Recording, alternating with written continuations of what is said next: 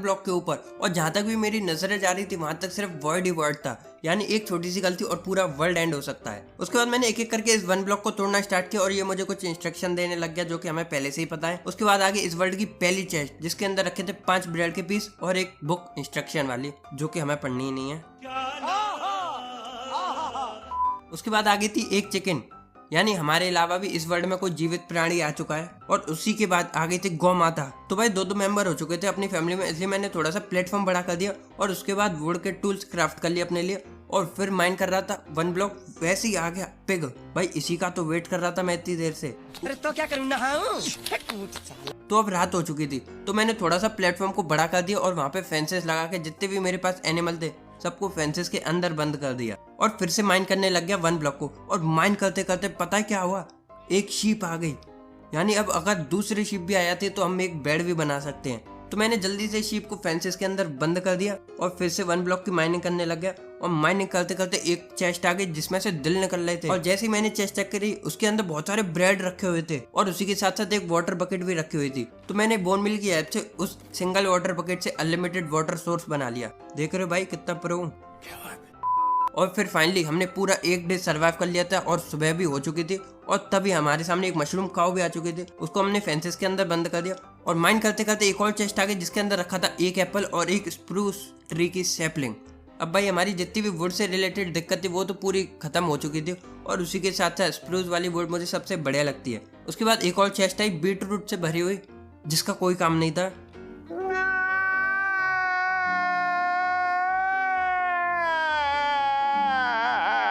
और उसके बाद एक और मशरूम काऊ आ गई जिसको मैंने फेंसेस के अंदर बंद कर दिया। और उसी के बाद एक और शीप भी आ गई, यानी अब हम अगर इनकी ब्रीडिंग करा दें तो अनलिमिटेड मशरूम काऊ और अनलिमिटेड शीप, जिससे अनलिमिटेड वूल मिल जाएगा। मस्त प्लान है। अब अगले दिन की भी रात हो चुकी थी और मैं माइन कर ही रहा था 1 ब्लॉक को कि तभी आ गया था एक बेडरॉक। यानी अब हम अगले फेज में जाना स्टार्ट हो चुके थे। हमने फर्स्ट फेज पूरा कंप्लीट कर लिया था, अब सेकंड फेज आएगा।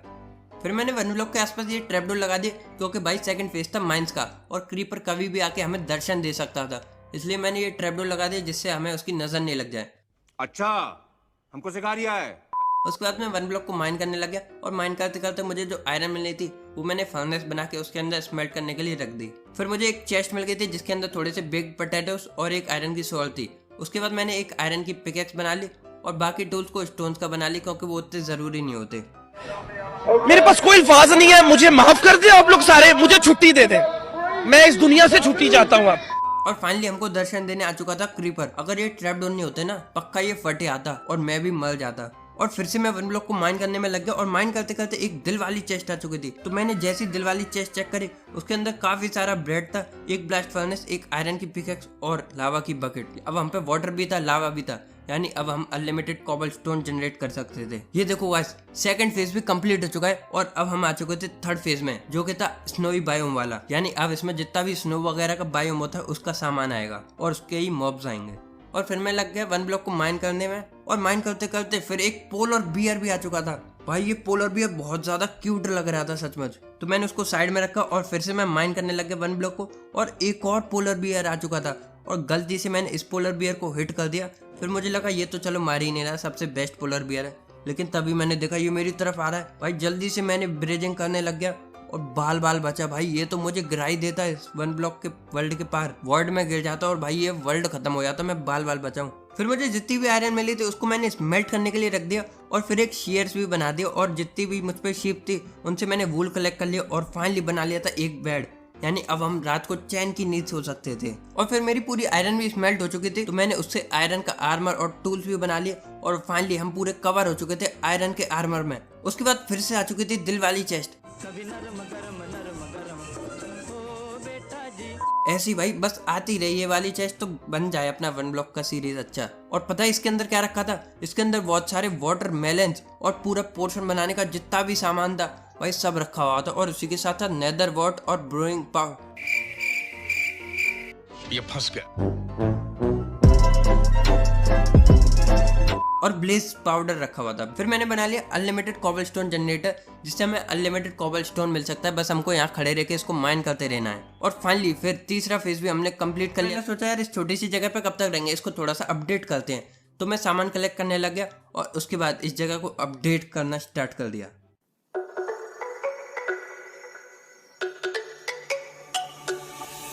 Let me go, there's no doubt. Gotta get out of this small town. You took my heart from me. Now you're everywhere I see. Set me free, let me fly.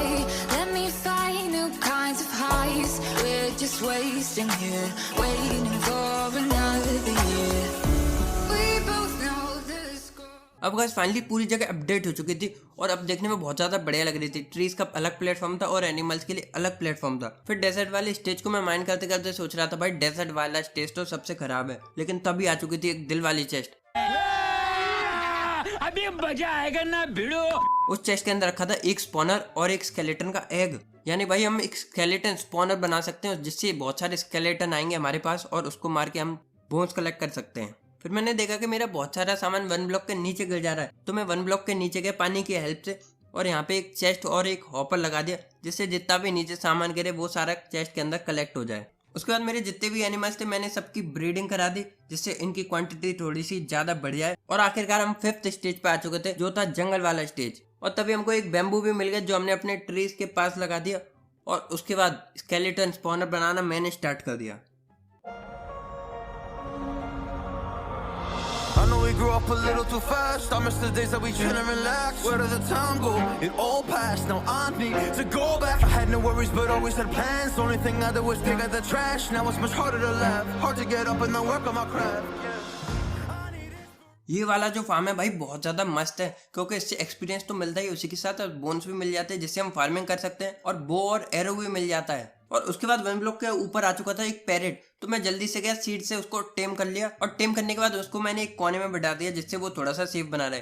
और उसके बाद आ चुका था एक dispenser जिसके अंदर बहुत सारी तरह तरह की एरोज भी रखी हुई थी, तो वो सारी मैंने कलेक्ट कर ली। और फिर एक और दिल वाली चेस्ट आ गई थी जिसके अंदर बहुत सारा sugar cane, obsidian box, disc और एक जुक बॉक्स भी रखा हुआ था। इस वाली चेस्ट में बहुत सारा सामान था जो कि बहुत ज्यादा जरूरी भी था। और उसके बाद फाइनली टाइम हो चुका था अपने पैरेट को नचाने का।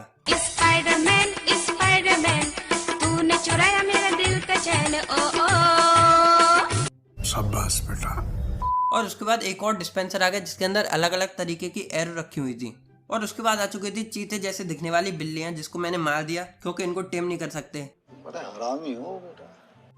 और उसके बाद आखिरकार आ चुका था एक पांडा, तो मैंने सोचा जल्दी से इसको पकड़ लूं, लेकिन वो तो रोल करते करते मेरे बाकी एनिमल के पास ही चला गया। तो मैंने सोचा भाई ये इससे बढ़िया क्या होगा, ये खुद ही जब फंसने आ रहा है। लेकिन जैसे मैंने फेंस खोली वो रुक गया, तो मैं जैसे ही उसको अंदर थोड़ा सा पुश कर रहा था वो वर्ल्ड के अंदर भी रोल करते करते चला गया। और आखिरकार गाइस आ चुका था इस वर्ल्ड का पहला डायमंड, तो मैंने जल्दी से उसको माइन कर लिया। और फिर थोड़ी देर बाद आ चुका था एक और पैरेट रेड कलर वाला,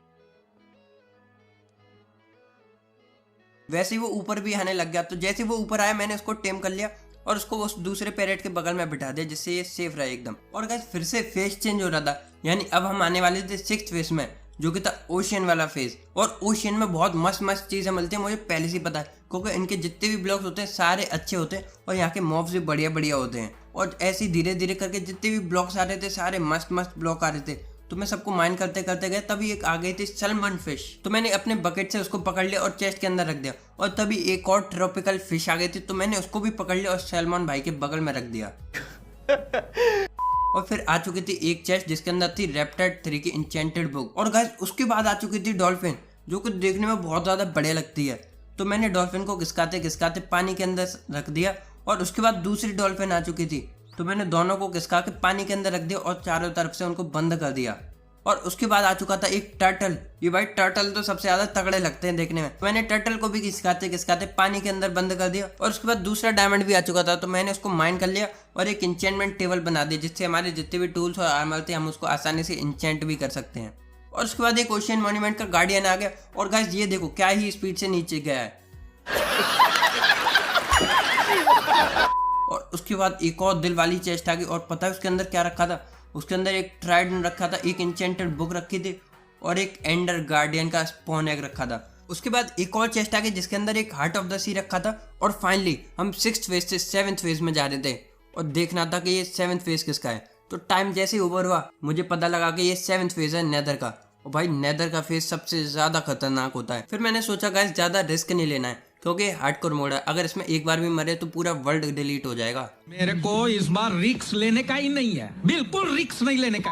तो मैंने एक छोटा सा प्लेटफॉर्म बना लिया और उसको हर तरफ से कवर कर दिया, जिससे उसके अंदर अंधेरा हो गया और ज़ॉम्बी स्पॉन होना चालू हो गया जैसा कि मैंने सोचा था। तो फिर मैं एक बार जब चेक करने गया तो मुझे एक ज़ॉम्बी विलेजर दिखा और जैसे ही वो थोड़ा सा साइड में हुआ तो दूसरा ज़ॉम्बी विलेजर भी आ गया। यानी भाई एक ही बार में दो ज़ॉम्बी विलेजर हो गए थे, अपना काम तो बन गया था। फिर जो पोर्शन ऑफ वीकनेस हमको मिला था वो उनके ऊपर मैंने फेंका और उसके बाद उनको 2 गोल्डन एप्पल दे दिए जिससे वो क्योर हो जाए। और फिर फाइनली थोड़ी देर बाद वो दोनों क्योर हो चुके थे।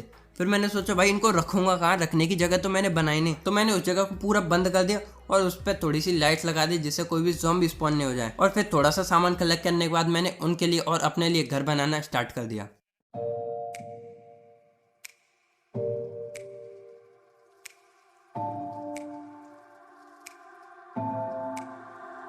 It's getting harder, you turn my heart up, throw me in water.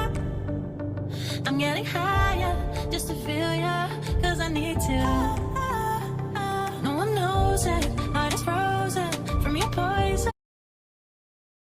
I can't pretend that we're not meant. Oh, I think I'm overdosing.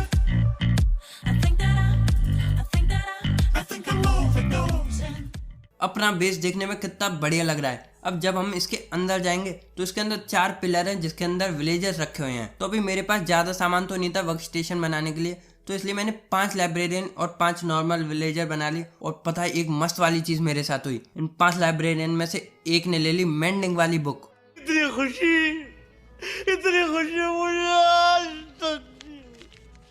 ये देखो गाइस, मैंने एक सीन रिकॉर्ड नहीं किया जिसमें अभी घास आई थी और मेरी यहाँ पे चेस्ट रखी हुई थी, उनको भी फोड़ दिया उसने और एक टर्टल भी मर गया। मैं यही कह रहा था नेदर वाले फेज में यही होता है हमेशा। तो भाई घास कभी भी आ सकते हैं, इसलिए मैंने चेस्ट से सारा सामान निकाला और सारा सामान बेस वाली चेस्ट में रख दिया। और माइंड करते करते एक और दिल वाली चेस्ट आ गई और भाई तुम यकीन नहीं करोगे उस चेस्ट के अंदर क्या था।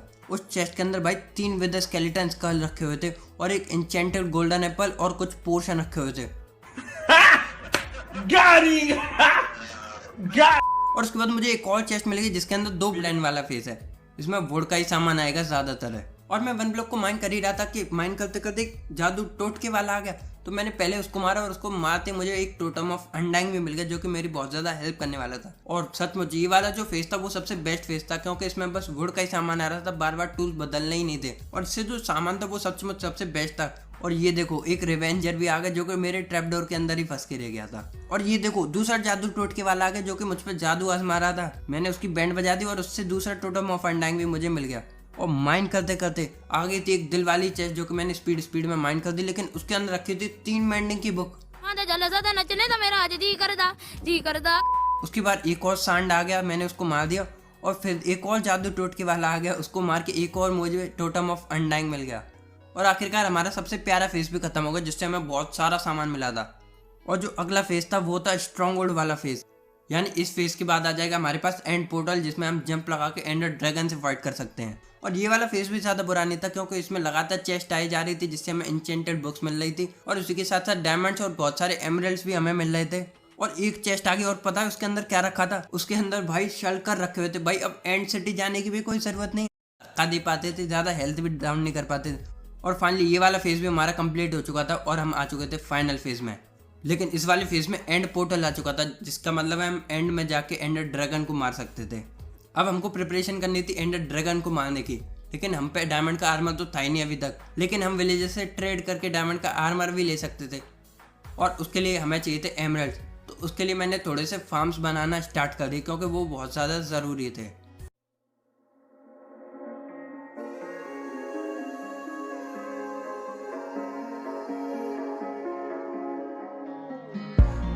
Broken glass while I'm thinking in my head. I mind my own, I don't even break a sweat. Oh, this madness is insane. Why you still live in vain?